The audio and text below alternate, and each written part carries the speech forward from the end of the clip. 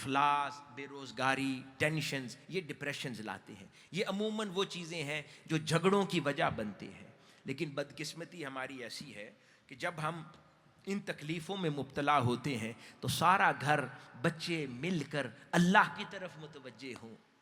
مائیں بھی، باپ بھی، بچے بھی. گھر میں اگر فاقہ ہو تو ان کو یوں آمادہ کیا جائے کہ آؤ اللہ کے حضور سجدہ ریزی کریں، دعا مانگیں، اللہ نے ہمیں تکلیف دی ہے، اور صبر اور شکر کی تلقین کی جائے. نہیں، جب بچے ساری زندگی والدین کی زبان پر شکوہ سنیں گے اور دیکھیں گے کہ تکلیف کے دنوں میں ہمارے گھر والے مصلے کی طرف نہیں جاتے تھے بلکہ آپس میں جھگڑتے تھے، گالی گلوچ کرتے تھے، پھر ایک دوسرے کی مثالیں دیتے تھے، پھر دیکھتے ہیں کہ وہ میری ماں ہے وہ فلاں رشتہ دار کے خلاف بات کرتی ہے، میرا باپ ہے وہ فلاں دوست کے خلاف بات کرتا ہے. بچوں نے بھی ساری زندگی یہی سیکھنا ہے، اور ہو سکتا ہے ماں باپ صحیح کرتے ہوں، اولاد غلط کے ساتھ بھی کرے گی،